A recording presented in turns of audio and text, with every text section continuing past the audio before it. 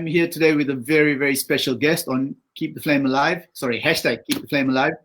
I first met this man in 1989 in Tokyo. I was training at the Yoshinkan Hombu Dojo, and I saw this man who was larger than life. And without carrying on too much, I owe him a big debt of honor, a big debt of friendship. Ladies and gentlemen, Road Master Shihan. Master Sensei, welcome to hashtag Keep the Flame Alive. If I don't Thank you very much for having me. You've done a great job so far with all the other teachers. I hope I can continue and do a good job also. I'll do my best. I'm sure you will. I'm sure you will. It's just who's going to get a word in first, I think. Okay. Can you tell us a little bit about your background rather than me talking about you? Certainly. I'm originally from Toronto, Ontario, Canada. I started Yoshinkan Aikido with Kimeda Takeshi Sensei in 1977 when I was 21. And I trained with Kimeda Sensei in Toronto until I was Sandan. And then in 1986, I went to Japan, and I was going to stay for only 1 year. But like a lot of other people, I stayed for 9.5 years. And then when I left Tokyo, I came back to Vancouver, Canada. And after 6 months or so, I was teaching Aikido part-time. And then eventually, after 4 years, I decided it was time to open up my own full-time dojo. So I've been teaching in my full-time dojo since 2003. And because of you, some people in England got in touch with me, and they set the ball rolling where I started doing international seminars, usually with you, which has always been a pleasure. So I've been teaching with you in the Czech, in Malaysia, Indonesia, Singapore, Poland, Amsterdam, lots of places. So, and that's what I've been doing now recently, lots of traveling in my own dojo, small little 50-mat dojo in Burnaby, Canada. And I'm doing what I should be doing, so I'm a very lucky man. Don't forget Toronto as well. Yeah, we also teach in Toronto too. Look, I've had lots and lots of questions come in about, but no one wants the questions attributed to you. So we'll start with Rob Rosa. I didn't mean to mention Rob Rosa. Simple question, very easy. He says you're a big man, and he tends to be pretty muscular as well. He's so muscular, he's got muscles in his eyebrows. He wants to know, how does a big person not use strength when strength comes naturally? Your size comes, it's natural to use your size and strength. How do you not do that? Yeah, that's a really good question. And the truth is, I was probably always used muscle, and I didn't even know. I was quite lucky. I had a couple teachers at the Yoshinkan Hombu Dojo, seriously, that when they threw me so powerfully, I didn't feel their arms. And I realized that's how I wanted to be able to do it. So basically, I tried to let go of my ego, trying to be strong and powerful, and just try to find the power of the movement. And once you discover the power of the movement, you realize you can use your arms. Don't get me wrong. If you want to use your arms and your muscle, that's fine. Except the problem is you hurt your partner. And then when you get a little bit older and your muscle starts to go, you don't have any technique anymore. I can say the same thing to you, Thambu Sensei, because I know about your shoulders and stuff. My wrists aren't very good compared to the way they were when I was a 25-year-old Sandan. I can't grip so hard anymore. So if I try to crush people, it just doesn't work. But if I use my movement, it can be quite powerful, and usually it works, and most people can't resist my technique. So for Rob Rosa, and I would encourage everyone, one way to practice it is definitely just not to use any muscle. Don't worry about if the technique's effective or not. Just try to find the real joy in just doing the movement. And then if you have the right partner, just kick the crap out of each other. That's what I used to do. Herein lies the big conundrum, right? And herein what this is why people think Aikido is a wank, because if you're not worried about the outcome, if you're not worried about whether it's practical or working or not, how can you still call it a good? Well, I think, the big thing is there's training, Thambu Sensei. Don't forget there's training. And the real truth is, you're right, most Yoshinkan, well, I shouldn't say Yoshin, but most Aikido has a bad reputation, and it's well deserved, because most Aikido people can't punch, they can't block,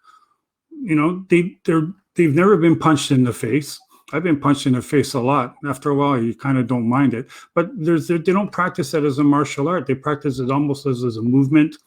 And if we're not careful, we make too much of a uke-orientated movement in martial art, and it loses all its kind of physical and martial properties. So, I mean, there's many ways to train, but... Well, aren't you and I guilty of that? Of getting ukes to be overly compliant? For training, yeah. But I've seen you, you've seen me, I've seen you take people, you tell them not to move and they're fighting you, and you put them down with 2 fingers. That's the movement. Yeah.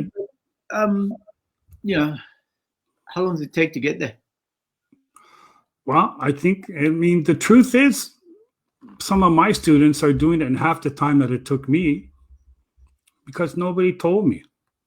I mean, and most people couldn't do it. I was just lucky. I had a couple of teachers that you got to the point where you can't deny what they're doing. You can say they're mean, you can say they're nasty, maybe they're not good teachers, but you couldn't deny what they're doing. They were just spectacular.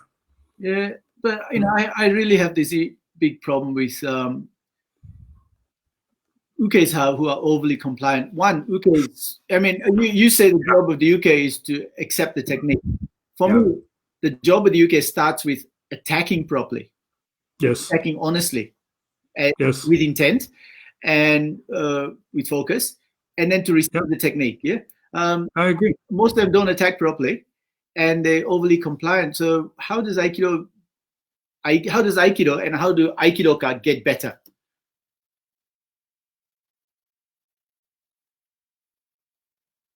You there? Are the way we do real Aikido. Sorry, you froze there for a second. Could you start again? Udi.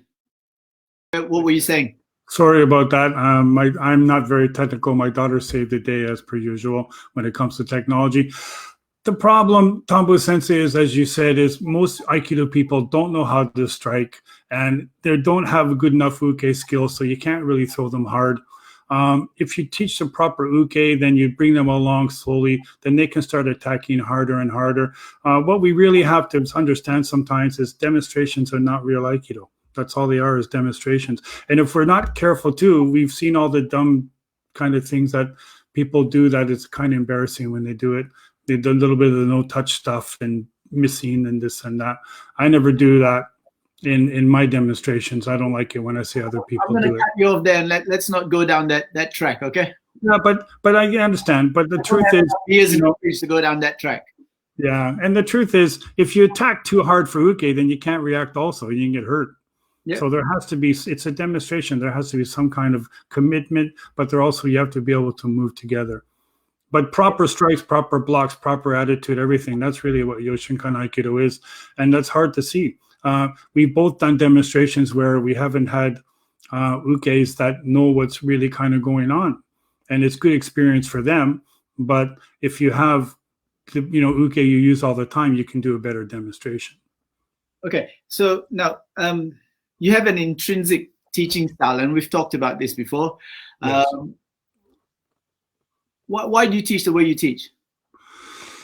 I think because as I got a little bit more mature, when about 45 or 50, I always tell people, and I believe it, I take Yoshinkan Aikido very, very seriously, but I don't take myself that seriously. And I think when I first came back from Japan, I was probably really hard. And if you talk to my older students, I never smiled. I never told jokes. It was always all business and this and that. And I think most people, I mean, I taught kind of like the old Kenshu styles at the Kogane Dojo that most people, you're probably one of the only ones that remember those ways. I used to teach that way all the time, and that's how I taught the Senshusei in Japan, and that's how I believe Yoshinkan Aikido should be. But I don't think most people want to do that training, and most people probably shouldn't do that training. So I've gotten a little bit more mellow as I got older, and I realized Aikido's for everyone, but not everyone can become strong, and not everyone can become a teacher. But if people learn to really enjoy Aikido and it enhances their life, that's what it's really supposed to be. That's the do part. Okay, so I'm alluding to the way you teach seminars. You're very fallible. You crack lots of jokes, and I want to ask about that because we've talked about that before.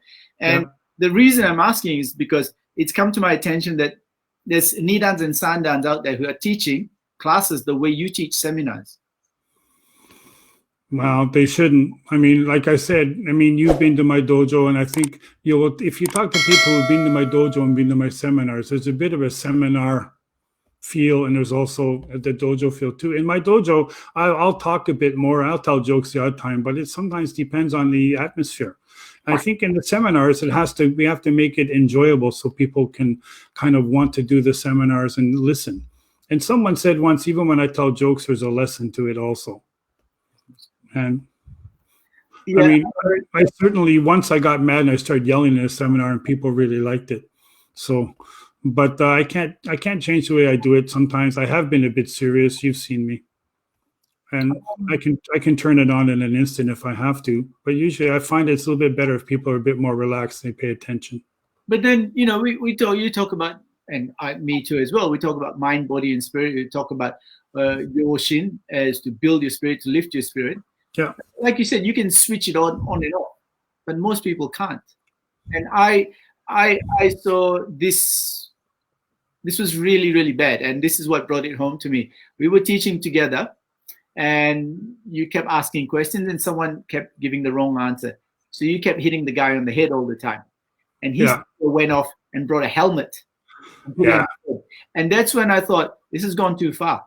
Yeah. Because I've said this before, you crack a joke, you do things maybe to get people relaxed, it's your style. But when people take it to be a conversation rather than a monologue or a teaching thing, then we've gone too far. Yep, I agree. And, I usually don't make those mistakes twice, but I remember that situation. That was a bit silly. But he was also put up to it. He didn't do it on his own because he was junior. He was a bit special also. But yeah. Okay. All right. Now, I've got lots of questions and they all kind of have this almost similar vein. Yeah. I'll throw the first one. This is from someone in Malaysia. And he wants to know the difference between the Senshusei course. I'm paraphrasing his question. One, from when you did it in the 80s, when you taught it in the 90s, and now. And if you give me a wimpy answer, I'm going to pull you up on it. Okay, that's fine. When I did it, it was basically with Takano Sensei, and it was the worst 9 months of my life. But it was also the best 9 months of my life, too. And all the stories were true. Bloody knees, classes one. I mean, in my whole Senshusei, we did Koho Kemi only one class, one time, and we did them for the whole class. And it was really hard. And even when I started teaching, we did it. It was really hard. We did it that way, and I can't speak about now because I left Japan in 1995 and I went back in 2002, and it felt a little bit different, if I'm honest. But the truth is, I don't know how they changed it. But if you did the Senshusei, you were sharp and you were fast. And I'm meeting people now who did the Senshusei, and they're not very impressive. So you can comment on what's happening now. Yeah. Look, I'm not in the Yoshinkan, but most of the viewers are Yoshinkan practitioners. Yeah. And, unless you call it out, you're going to be... Yeah. I mean, but like I said, I mean, I've seen people do kamai with their fingers like this. And I'm thinking, sorry, you can't see the camera. I got to figure out the camera. How they're doing, their fingers are kind of like this, and they're doing zanshin with their fingers together. And I'm thinking, who showed them that? And I mean, I met a guy who did the Senshusei, and this might sound strange because I don't really care, but I met him and he called me Rob, which I was there. It's my name. It's my name. I don't care. I mean, if you remember in Amsterdam, I told someone we had a situation where I said, what does the title Shihan mean? And I said, people who know have been to my seminars have heard this story about really what does the title Shihan mean? And I said, I can't think of anyone who is more deserving of that title than Joe Thambu Shihan. And last night we were at drinking at a party and someone kept calling him Joe. And I said, I'm the guest, so I'm not going to punch you, but I really wanted to. But because that's what we talk about. That's the etiquette part. I mean, I think, all my kids never knew my name. They always thought my name was Sensei. And I think in the dojo, that's just how it has to be. But I don't know. We were always taught in the Thambu dojo that you did everything as soon as you were told, as fast as you could, and if not faster, and you were never a second late. Once we were doing a demonstration for the emperor's grandson, and Takano Sensei said, "You be at the dojo at 10 o'clock," and I said, I'll be there at 10 to 10. And I showed up, and I said I'd be there at 9. So I showed up at 9:05. I thought I was 55 minutes early, but apparently I was 5 minutes late because I said I'd be there at 9. And he just yelled at me that I was there at 9:05 when I said I'd be there at 9. That was a bit of an interesting day. But it was that edge all the time.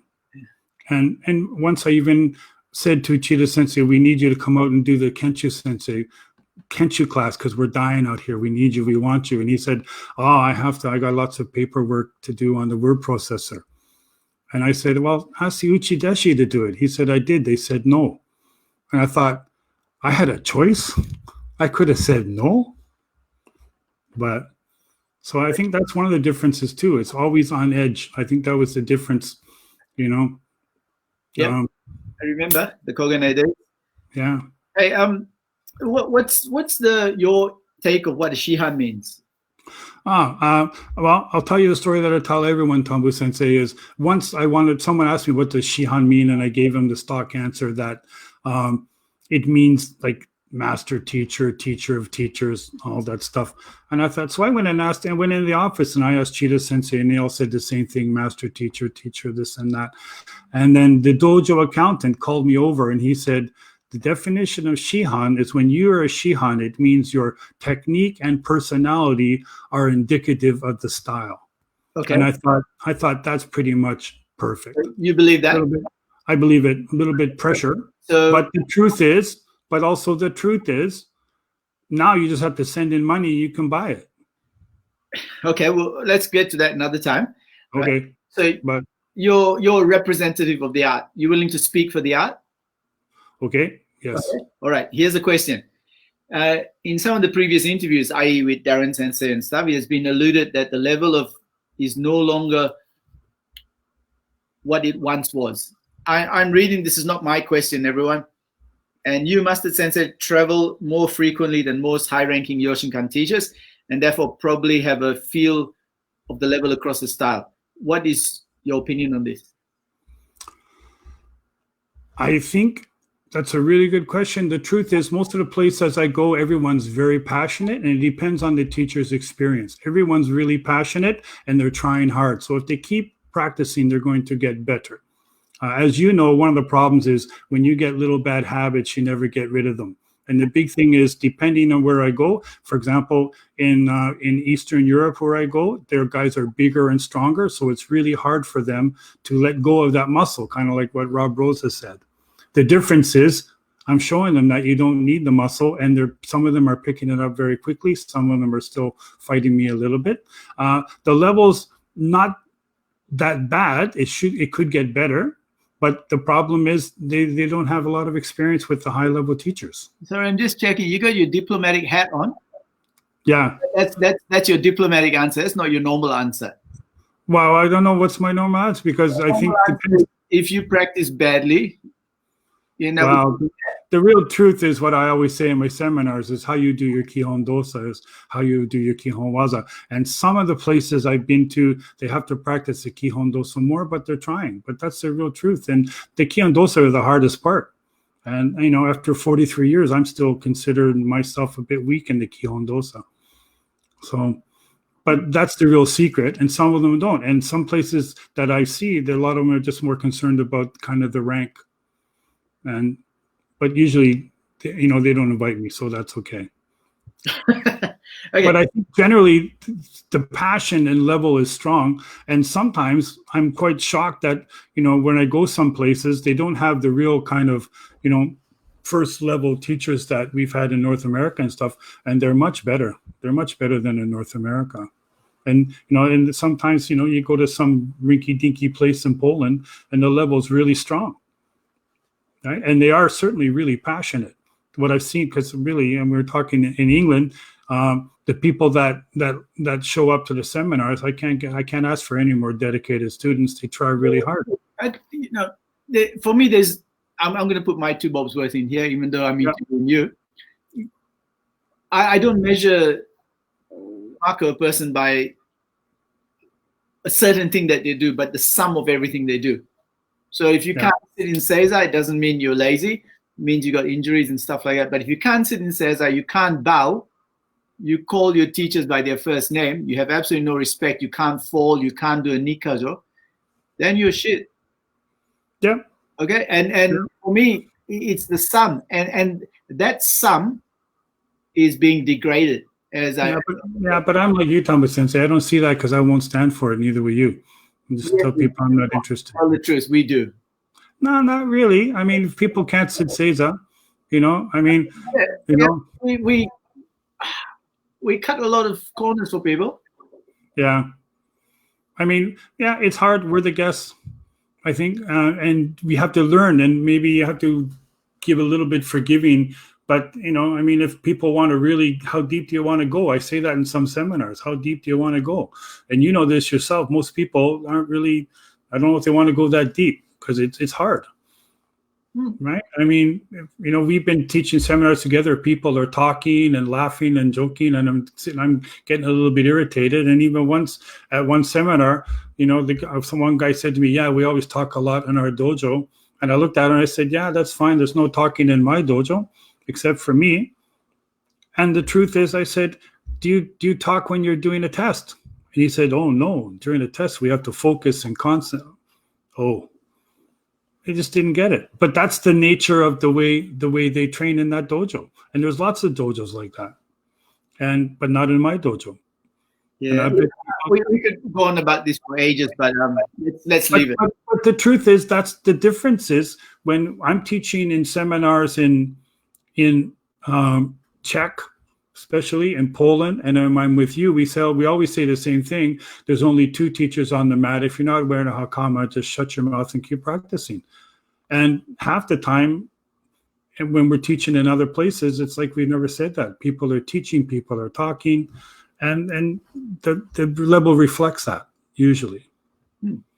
But I think sometimes as teachers, we don't do our students any favors by being too jovial, being too humor. Yeah. I'm guilty of that. That's why we have the Goshku for the group in England, and we kind of, people come up, and I don't usually joke that much in the Goshku because we'll only do 4 or 5 techniques for the whole weekend. And people say they really like it, and I wonder sometimes. I mean, I'm also wondering sometimes why I should just say, okay, this class, I'm not going to talk too much. I'm not going to say anything. I'd pay to do that class. Yeah, you're very kind, and you hold me account, and I think about it sometimes, And the truth is, excuse me, if I'm honest, I'm not really sure. I mean, you've had the probably same experience I have, where I've had classes where I went into my office and I thought, oh my God, that was a dog's breakfast. That was like one of the worst classes I've ever taught. And all the students are saying, that was a great class. Fantastic. Thank you, Sensei. And then other times I go in my office and I write down what I taught, and I think that was a good, strong Yoshinkan class. And everyone's leaving the mat looking like their dog died. So you can't please everyone. But I'm pretty confident that when I look in the mirror, after teaching classes and seminars, I'm trying my best, and I could be a bit better.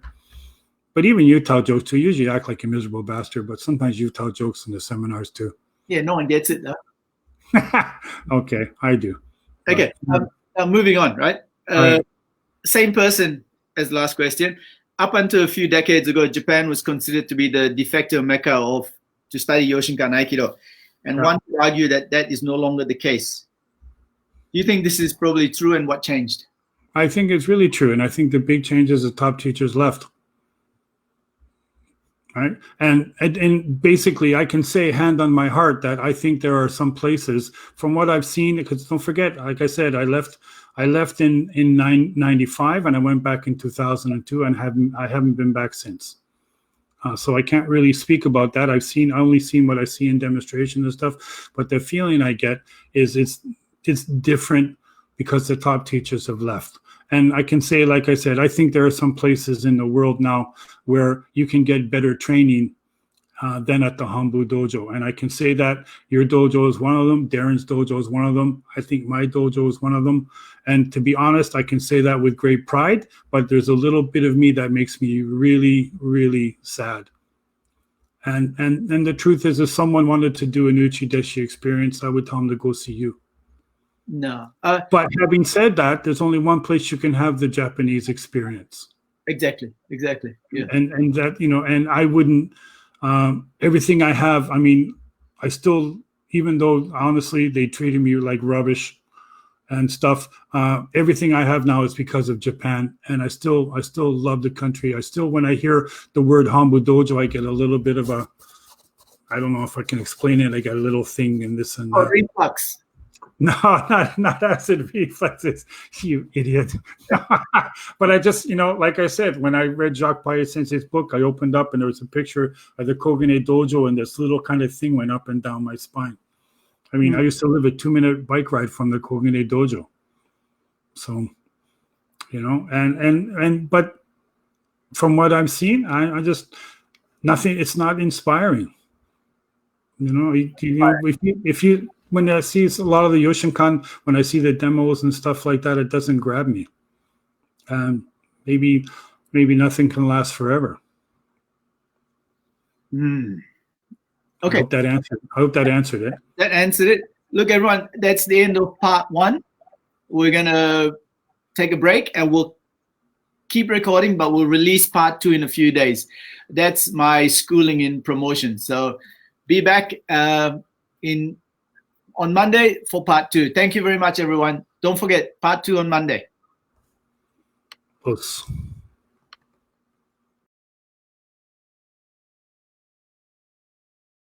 We've talked about quite a few things, and we're going to get a little bit personal now. Okay.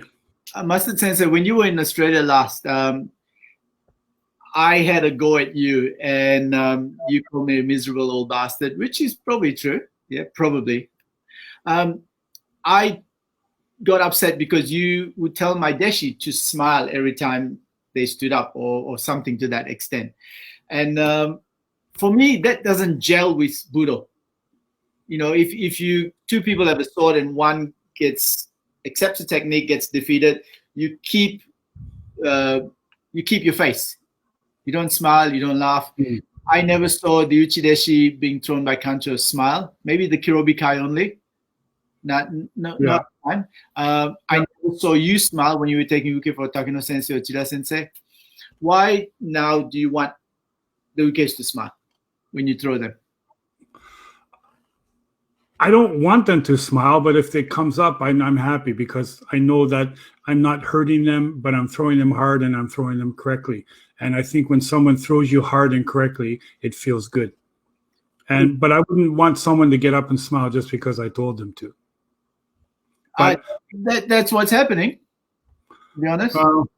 Well, I mean, I don't mind if they do that, but hopefully again, it's a little bit different. They don't do it in demonstrations. Most of the people I've thrown in demonstrations don't smile. I threw someone in the UK once, and he lay on the mat laughing and said, "Oh, Sensei, good technique." Wow. Yeah. I mean, then you should take a boken and you should take a boken and smack them. But I mean, I had a guy once I threw him too, and every time I threw him, he started giggling and laughing. And I said, "What are you giggling and laughing for?"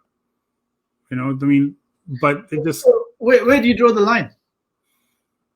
Yeah, good call. Except when it comes out, and I think if they're sincere, then it'll happen naturally. But if they get out because they're a bit scared or if they're nervous or whatever, that's different. Okay, I'll put my 2 bobs worth on the table here. If I threw people and they got up smiling at me, I won't use them again. Okay. But that, as you said, I'm a miserable old bastard. So there you go. Well, yeah, okay. Do you want to add anything to that? Again, I think if you're serious, in my guys, when I throw them in a class, they will smile because it feels good.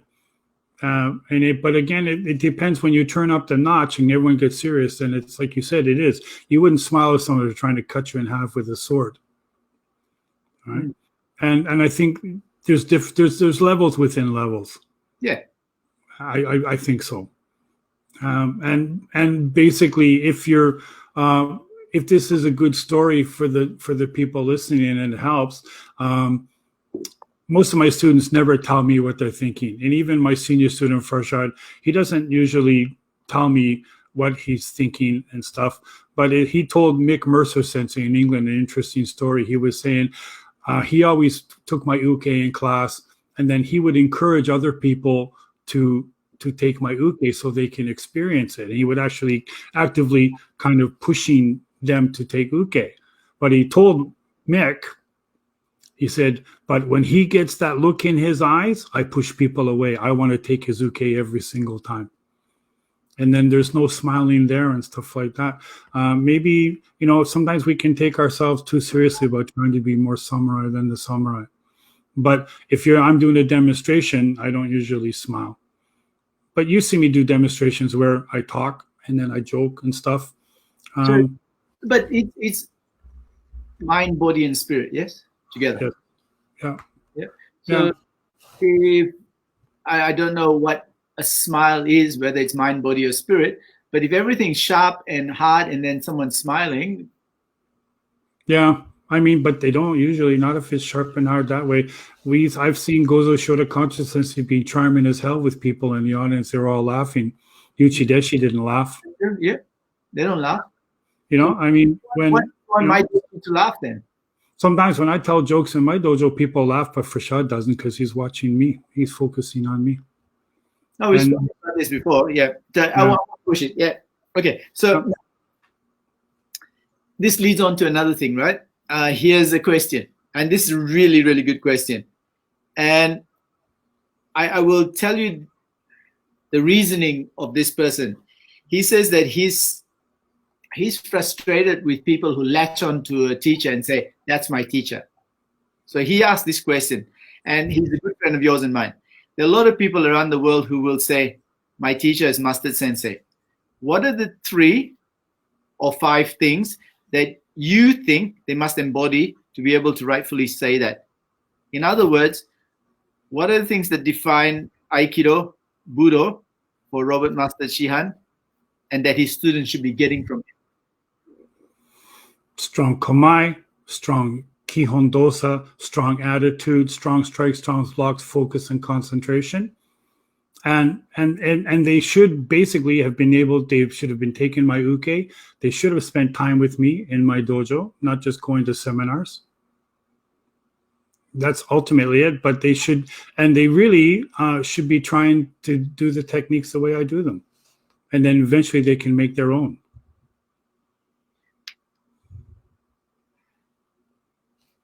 But I don't, they should have some connection to me somehow, not just been to a seminar. Yeah, but everything you've said so far has been technical. Strong kamai, strong uke, strike strong. What about the riai part? What about that encapsulates Robert Mustard Sensei's Aikido? I don't know. Well, if you don't know, who knows? Well, I don't know. Strong, powerful, focused, energetic, dedicated, serious, joking sometimes, even if Thambu Sensei doesn't like it.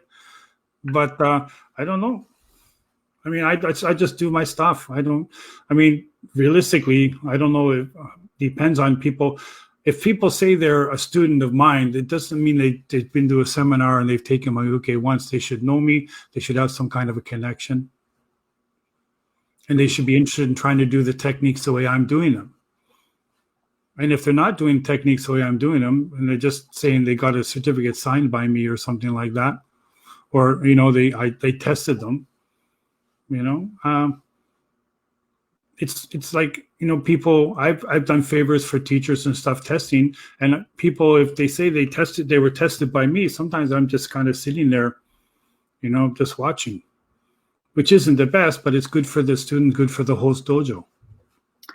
Okay, so to the anonymous person who wrote that question, I'm not going to push that anymore. So I'm going to accept that answer and leave it at that. My apologies.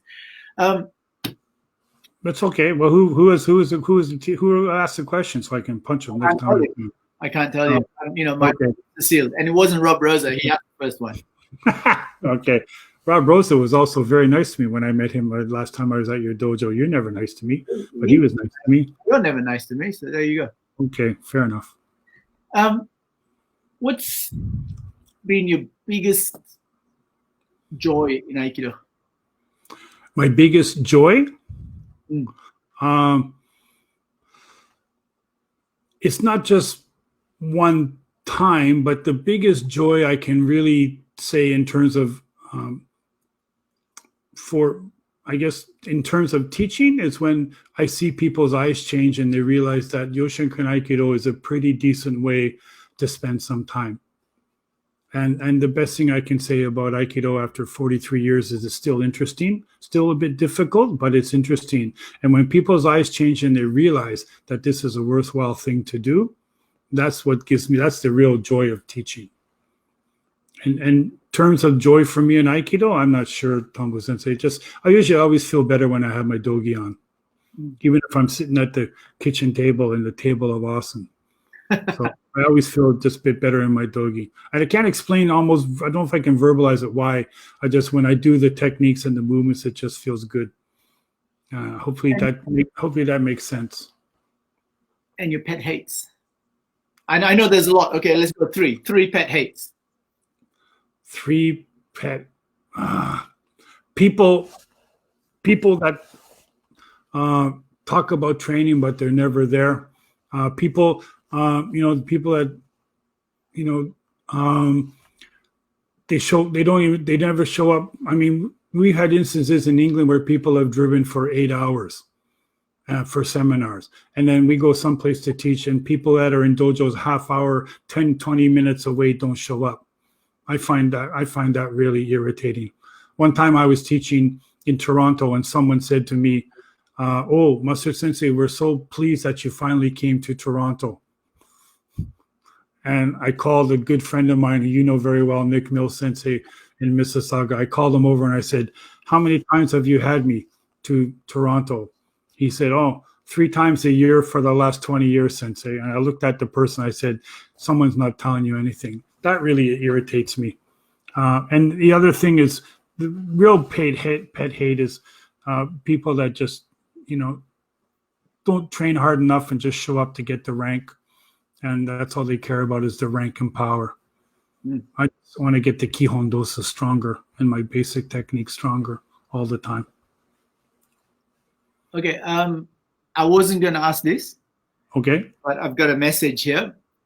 And I think it's response to something you alluded to earlier in the interview. You said about, basically, what's all this stuff about applying for higher ranks? I asked Darren Sensei this. I'll ask you this. What do you think about applying for a Shihan title, applying for rank? And there's a couple things about that. I don't think it's such a cut and dried question. I'm of your generation where you never asked to be for rank. You waited till they told you, right? I think the Yoshinkan's maybe big enough now where people also, they have to ask because the Yoshinkan will never say it. For example, like you said, why was Darren Friend Sensei still Rokudan when 4 or 5 people he taught are higher than him? Because a little bit, sometimes it's out of sight, out of mind. As I understand it, I think, I'm not 100% sure, but I think Darren Friend Sensei owes me $400 because I think he put my name forward for the Shihan, and then I got it and I had to pay for it.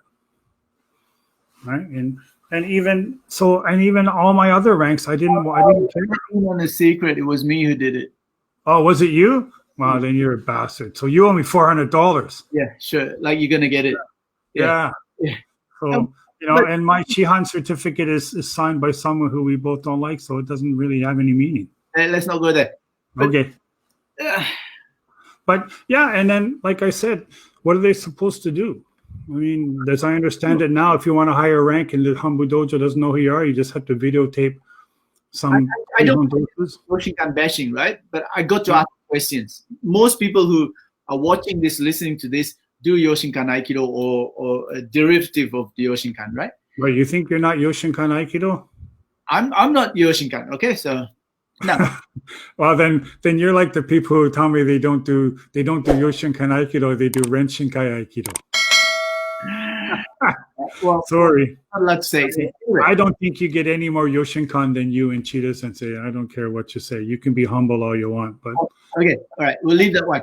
But okay. But if you say that because the Yoshinkan's gone bigger, you can self-apply, that's a fault of the system. That I cannot accept that. You know, well, then the other side. I mean, they tried it once and people complained. Hold on, Mori Michiharu Sensei, who was a Uchideshi and your classmate, right? Him and I went from. We got our Godan in 1993. We got our Rokudan in 2001. That's 8 years, if I count correctly. And we're both full-timers. I know people who are getting their 6th dan 3.5, 4 years after their 5th dan. You know, and I mean, what's the answer? Basically, now it just seems you just have to have a pulse. Yeah, well, I mean, I think I'm a serious Yoshinkan guy too, Thambu Sensei. And the first time Kimeda Sensei put my name forward for 8th dan, they turned me down, which is okay because that means I saved some money. Well, I wasn't gonna go there, but you've gone there, so let's go there. Yeah, but then the next year when Kimeda Sensei asked him again about the 8th dan, they said that we gave it to him last year. So I mean, what's it say about an organization that cannot keep track of the number of 8th dans? And 8th dan is no paltry. I mean, you get 8th dan from what I've seen on Facebook and stuff. You get 8th dan Aikikai, it's a really, really big deal, and they have a party and they say congratulations. I didn't even get contacted. Nothing. And I'm going to share enough of it, put my head on the line here. I've got nothing to lose, right? Yeah. I know who I got my grade from. Who did you get your grade from? I'd have to check. But do you know who it's from? I think it's. I've never met him. I mean, just Did you do Aikido? I don't think so. No. So a committee approved it. Well, that's part of it, and then also the committee the first time they disapproved it. So, but what's that? Who's in the committee? I have no idea. I would imagine you're one of the most senior Yoshinkan people on the face of this earth, and you don't know who's in the committee. No. What does that mean? I'm not up with that. What's that mean? But I mean, that's just kind of semantics, Thambu Sensei, because the real thing, a little bit, that one thing I have with pride, I'd show you because. But I think if I picked up the computer, I'll screw everything up. The truth is, I have a 5th dan certificate that's handwritten by Gozo Shoda.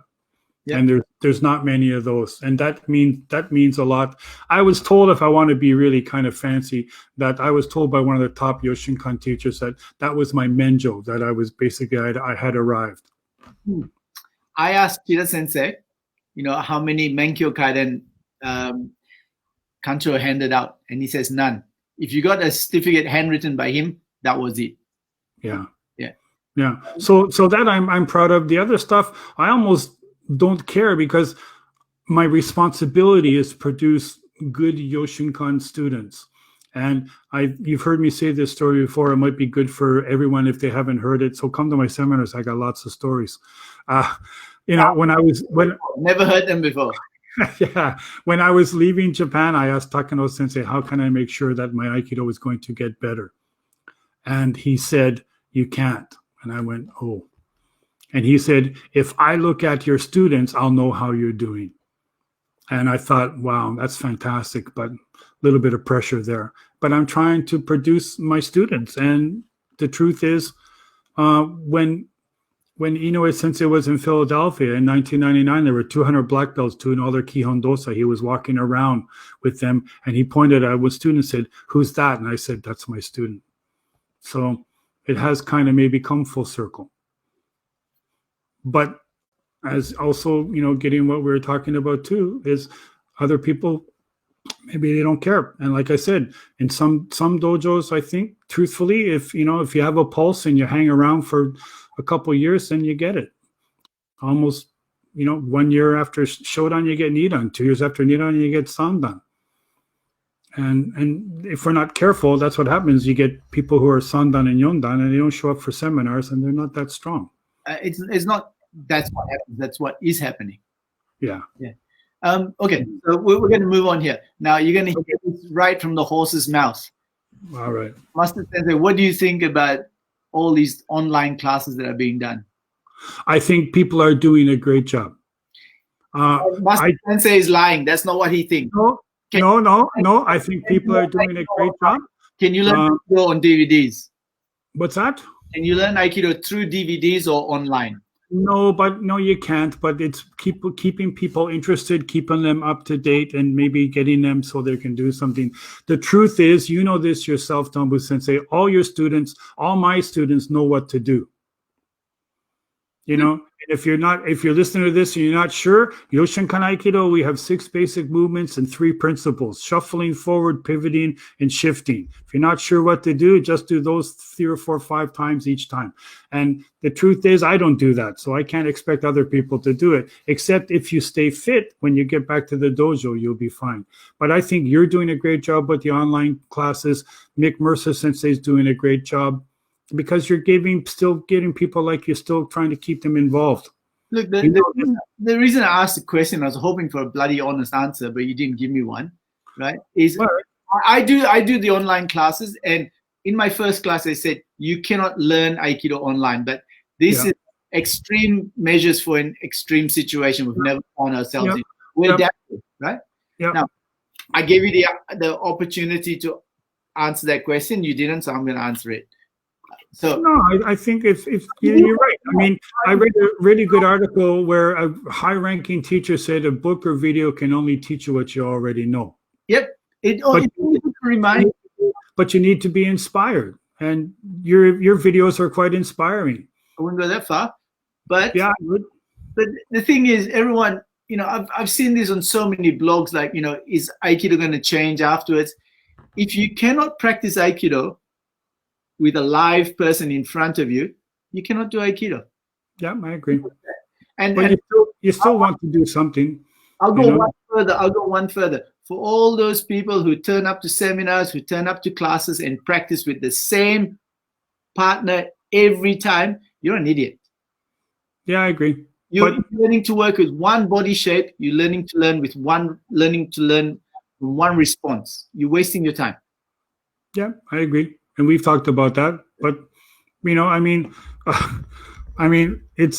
like if people say to me, sometimes it's hard, but if people say to me, "Oh, what do you think about our group?" I want to say, I'm not going to say you're shit, even if I think they are rubbish. I'm not going to say that. You say that to me. No, I said you're shit. That's different. But I mean, the truth is, if they're serious and dedicated, then it's just a matter of, sometimes it takes the time for they get the right hints. But people need to be inspired. And what I tell people, and I don't, like, for example, we're trying to sell some of the DVDs I did, because if people are interested now, because of the online stuff, maybe we could do that. And people have said to me about me doing online consulting. I think that would be kind of cool. But the truth is, there's the 3 Yoshinkan. I'm going to be a bit of a heretic here. There's the 3 Yoshinkan DVDs, and there's the 2 DVDs that Chida Sensei and the Renshinkai have put out that I've seen. I think there's 3 now, but especially the 2. What else do you need? I mean, for example, does the Yoshinkan world need another video of, for example, me doing Ikajo? No. But they might need a video of me showing why I think it's important to do it this way, and show some things that other interests to do the technique, cross-step, shuffle, shuffle, cross-step, boom, boom. Those, I think there's a real market for it. And your videos where you're taking the sword and showing that relationship and doing pivots with the sword and stuff, it's brilliant. That's what people... You watched that, did you? What's that? Yeah, I watched it.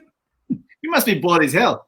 No, I mean, I need some to be inspired too, and I admire the way you teach, and I love the way you teach. You're always mean to me, but because I still want to get better, And People, that's not what he says in private.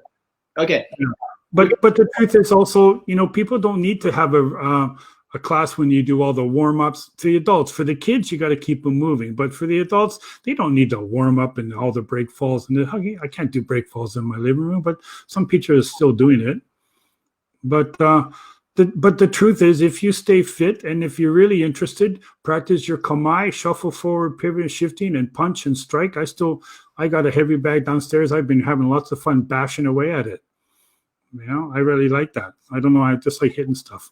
So. Okay. All right. So now I usually finish with two things, right? Yes. One,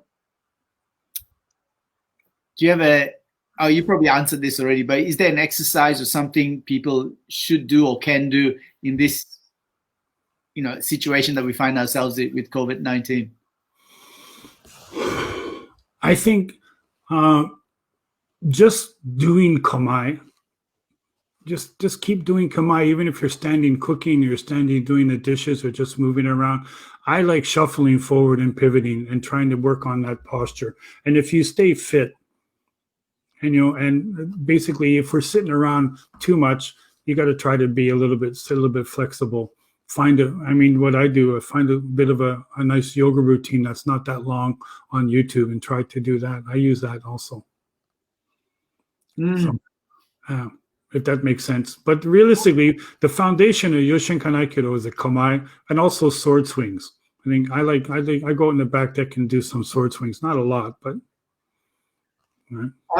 Okay. Look, Master Sensei and I, we share a lot of. There's a lot of commonality, but there's lots of differences too. He's a boring bastard. I'm not. I need to be enthused. I need different things in my life. I need variety. He's okay with drinking water all the time. I'm not. Yeah, fair enough.